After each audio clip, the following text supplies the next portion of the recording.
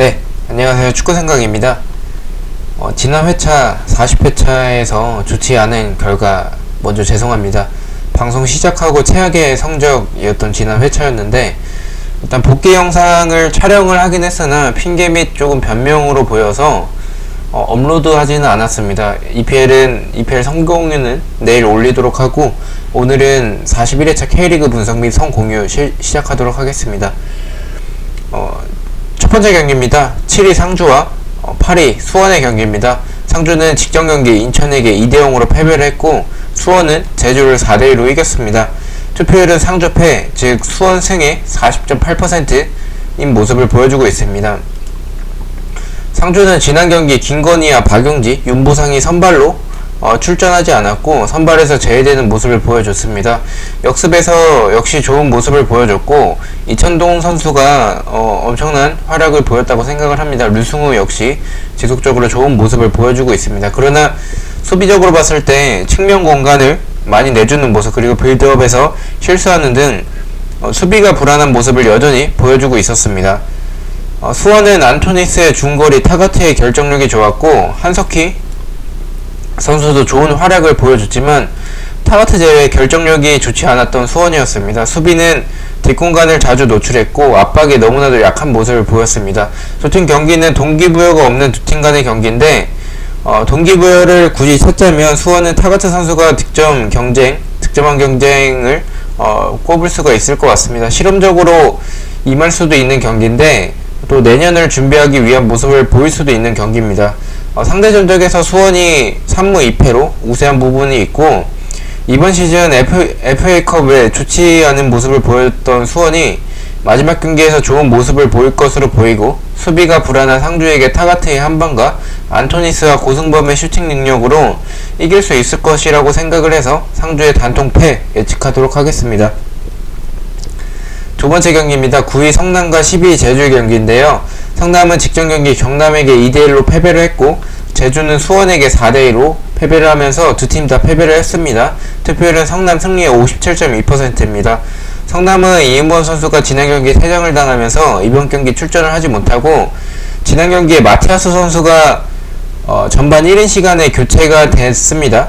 네, 그래서 남길 감독이 경남에게 선제골을 먹히고 나서 마티아스 선수를 교체를 했는데 마티아스 선수 입장에서는 기분이 나빴겠지만 결과적으로 동점을 만들어냈던 그런 성남입니다. 서보민과 주현우는 좋은 활약을 보였지만 이 결정을 해줄 수 있는 공격수가 없기 때문에 결정력이 좋지 않았던 성남이었고 불필요한 반칙과 측면 공간을 내주고 제리치가 프리헤더를 하는 등 예전과 다르게 끈끈하지 못한 수비를 보여줬던 성남입니다. 시즌을 계속 해오면서 수비도 좀 끈끈했던 성남이었고 이런 모습을 보여줬지 않았는데 좀 아무래도 동기부여 자체가 좀 크지 않다 보니까 물론 선수들이 그로 인해서 열심히 하지 않았다는 말은 아니지만 예전만큼의 그 끈끈한 모습이 없었던 성남이었습니다. 제주는 다이렉트 강등이 확정이 된 상황이고 유닐록이 지난 경기 원톱으로 나왔고 아길라르와 유닐록의 콤비네이션은 좋았다고 생각을 합니다. 유닐록의 라인 브레이킹 능력 좋았고 안현범 선수는 지속적으로 침투하는 부분 그리고 오버래핑에서 좋은 모습을 보여줬습니다. 윤빛가람은 역시 준수하게 활약한 모습을 보여줬고 마그노의 센스적인 플레이도 보였습니다. 이창민 선수가 지난 경기 퇴장을 당하면서 이번 경기 결정을 합니다. 세트피스 수비는 제주가 봤을 때 정말 심각했고 안현범의 공격 가담, 오버래핑 이런 부분은 좋았으나 수비적으로는 뒷공간을 노출하고 라인 컨트롤이 전혀 되지 않는 제주의 모습이었습니다. 이 경기 상대 전적은 1승 2무 2패로 제주가 약간 우세하고 무승부의 빈도도 좀 높은 편이나 현재 성남의 수비가 끈끈하지 못하더라도 그 끈끈하지 못한 그런 성남의 수비를 제주가 뚫어내기는 힘들 것으로 보입니다. 세트피스에서 좋지 않았던 제주고 세트피스에서는 좋은 모습을 보여주고 있는 성남이어서 성남이 마지막 홈경기에서 좋은 모습을 보여줄 것으로 보여서 동기부여 자체가 제주보다는 성남이 마지막 홈경기를 임하는 성남이 더 높아 보여서 성남의 단통 승리 예측합니다. 세 번째 경기입니다. 11위 경남과 10위 인천의 경기인데요. 경남은 성남에게 2대1로 승리를 했었고 인천은 상주에게 2대0으로 두 팀 다 승리를 했습니다. 투표율은 무승부 38.8%입니다. 승점 32점 경남과 승점 33점 인천의 맞대결입니다. 이 경기를 통해서 승강 플레이오프가 결정되는 아주 중요한 경기고요. 경남은 역시 쿠니모토와 제리치가 좋은 모습을 보였고 성남 킬러 김유규의 개인 능력도 좋았습니다. 조커로 나왔던 백이종은 역시나 좋은 모습을 보여줬습니다. 밀리고 있던 상황에서 페널티킥으로 승리를 얻어냈던 경남인데요. 수비는 여전히 불안했고 수비와 미드 간격이 너무 넓어서 패스미스가 나왔을 때 공간을 많이 내주는 모습이었습니다. 그러나 상대를 했던 성남은 결정력이 없기 때문에 그 공간을 제대로 활용하지 못했던 모습이었습니다. 인천은 KD가 데뷔골을 넣었습니다. 명준재, 김도혁, 분우자가 선발로 나왔고 인천은 우측면 공간을 자주 내줬던 그런 부분은 아쉬웠고 결정력 역시 아쉬웠습니다. 그러나 상대의 공간 또는 실수를 노리는 장면들이 있었고 그러한 상황에서 문창진과 무고사, 지원아, 김호남의 역습은 좋았습니다. 무고사는 포스트 플레이 능력도 굉장히 좋았고 이 경기는 아무래도 투픽을 가져가야 될 것 같습니다. 개인적으로는 경남이 홈에서 좋고 쿠니모토와 제리치가 좋기 때문에 경남의 승을 보고 있고 수비와 미드 간격이 넓은 경남이어서 그런 부분을 노리는 인천인데 실수를 하게 된다면 그 공간을 인천이 노릴 수 있을 것 같아서 승패를 예측하려고 했으나 상대 전적에서 1승 3무 1패로 무승부의 빈도가 높고 인천은 무승부만 해도 강등이 되지 않기 때문에 경남의 승무 투픽 추천드리도록 하겠습니다. 네 번째 경기입니다. 1위 울산과 5위 포항의 경기인데요. 울산은 전북과 1대1 무승부, 포항은 서울 원정에서 3대0으로 이겼습니다. 투표율은 울산 승리에 65.7%로 울산 승리에 조금 몰려져 있는 부분을 볼 수가 있습니다. 울산은 믹스와 김태환 그리고 포항은 하창래가 결정을 합니다. 포항은 이겨도 아시아 챔피언스 리그를 가지 못하고 울산은 무승부만 해도 우승을 합니다. 울산은 지난 경기 주민규가 좋았고 김인성의 스피드 그리고 김보경, 황일수가 좋은 활약을 보여줬습니다. 세트피스에서 좋았지만 압박이 전체적으로 느슨하면서 전북에게 공간을 내주는 모습을 보여줬습니다. 수비에서는 김태환 쪽 공간, 우측 측면 공간 쪽을 많이 내주는 모습을 보여줬고 포항은 송민규의 개인 능력과 심상민의 오버래핑이 좋았습니다. 일류첸코와 안델소는 더 이상의 설명이 필요 없는 선수들이라고 생각을 합니다. 역습에서의 한방으로 선제골을 넣었고 뒷공간과 측면 공간을 잘 활용했습니다. 정재훈과 최용준의 미들라인이 서울의 중원을 압도했다고 생각을 합니다.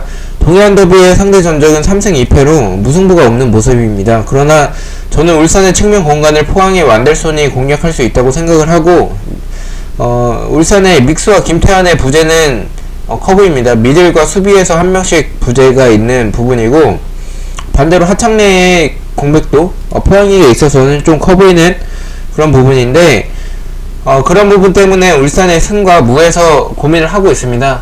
그러나 저는 포항의 화력도 좋고 울산은 믹스와 김태환 물론 믹스가 시즌 초중반만큼의 활약은 아니지만 그래도 중요한 선수라고 생각을 해서 저는 초반픽은 울산은 무승부만 해도 우승을 하기 때문에 울산의 무승부 예측하도록 합니다. 다섯 번째 경기입니다. 2위 전북과 6위 강원의 경기인데요. 전북은 울산에게 1대1로 비겼고 강원은 대구에게 4대2로 패배를 했습니다. 투표율은 전북 승리의 84.3%로 몰려져 있는 부분을 볼 수가 있습니다.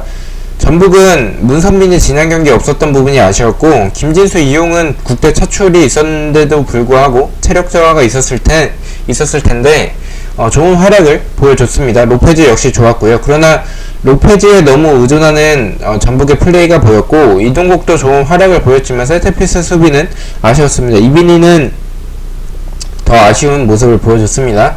실점 장면에서 성범근 선수의 판단도 개인적으로 아쉬웠다라고 생각을 합니다. 차라리 그 공이 높이 떴을 때 아예 나가서 펀칭을 하거나 아니면 뒤로 물러서서 방어를 하는 모습을 보여줬어야 되는데 이도저도 아닌 플레이가 됐었습니다. 강원은 이영재가 좋은 모습을 보여줬고 김현욱 선수도 나쁘지 않은 활약을 보였습니다. 그러나 이런 좋은 모습에서 크로스가 나왔을 때 크로스를 받아줄 선수가 없었고 전반전에 좋았던 분위기와 기회를 살리지 못했던 강원이어서 더 아쉬웠습니다. 뒷공간을 노출하는 부분과 압박이 약해서 중앙 공간을 좀 많이 내주는 모습 그리고 발렌티노스의 부재도 아쉬웠습니다. 결정력이 좋지 못했던 강원은 실점 장면에서도 아직 발전 가능한 선수지만 이강인 선수의 아쉬웠던 모습들도 보였습니다. 두 팀 경기는 동기부여 측면에서 전북이 우세하다고 생각을 합니다. 상대 전적 역시 우세하고 경기력과 스쿼드도 수비 불안과 결정력이 좋지 않은 강원보다 전북이 우세해 보입니다. 강원의 중앙 공간이 좀 많이 비어져 있는데 그 공간들을 손준우, 김진수, 로페즈 등 중거리 능력이 있는 선수들이 있는 전북이어서 강원이 좀 위험해 보입니다. 너무나도 우세해 보이는 경기여서 더 불안한데 투표율이 너무 몰렸습니다. 84.3%면 굉장히 높은 수치를 기록하고 있는 건데 그런 부분 때문에 투픽도 고민이 되는 경기입니다. 일단은 총합픽 전북의 단통 승을 예측을 하는데 최종픽까지 고민을 해보도록 하겠습니다. 자, 마지막 경기입니다. 4위 대구와 3위 서울의 경기입니다. 대구는 직전 경기 4대1로 이겼고 서울은 포항에게 3대0으로 졌습니다. 투표율은 대구 승리의 47.9%의 모습을 보여주고 있습니다. 대구는 지난 경기 세징야가 좋았고 황성민의 오버래핑과 김대원도 좋았습니다. 역습에서 역시 좋은 모습을 보여줬고 한가지 아쉬웠던 점은 뒷공간을 노출했던 부분들이 아쉬웠습니다. 반면 서울은 고유한 이명주, 박주영 다 좋았다고 생각을 합니다. 그러나 주세종은 A매치 때문인지 힘들어 보였고 전체적으로 서울 선수들이 전반과 다르게 체력 저하적인 모습을 보여줬습니다. 수비와 공격 사이 간격이 넓어서 중앙에 받아줄 선수가 없기 때문에 수비 쪽에서는 공격적으로 이제 롱킥을 하거나 아니면 중앙 공간 쪽으로 패스를 하는데 그러한 패스 미스로 인해서 상대에게 역습을 내주는 모습을 보여줬고요. 고현 선수 쪽은 오버래핑으로 인해서 뒷공간과 3백의 단점인 측면 공간을 노출을 했었고 선수들이 활동량이 적고 많이 뛰지 않는 모습을 보여줬습니다. 이 경기도 굉장히 중요한 경기인데 아시아 챔피언스 리그 진출권이 걸려있는 경기, 그리고 상대 전적 때문에 투픽으로 가려고 합니다. 상대 전적이 저는 대구 사이드를 보고 있는데 상대 전적이 1무 4패로 서울이 너무나도 우세해서 투픽으로 가려고 합니다. 서울보다는 홈에서 마지막 경기인 대구가 우세해 보이고 말씀드렸던 A매치 이후의 세징야는 엄청난 모습을 보여줄 거라고 말씀을 드렸는데 역시나 좋은 모습을 보여줬습니다.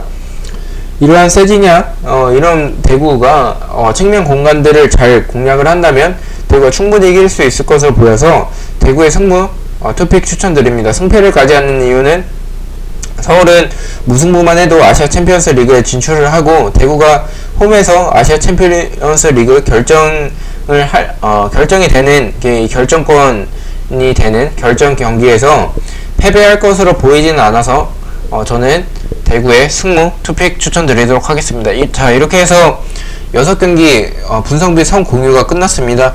내일 EPL 성공유 올리도록 하겠습니다. 시청해주셔서 너무나도 감사하고 구독과 좋아요 너무나도 감사합니다. 제가 구독자가 드디어 2000명이 됐는데 생각보다 너무 빠르게 2000명이 됐고 너무나도 많은 관심과 응원 그리고 사랑을 보내주셔서 너무나도 감사합니다.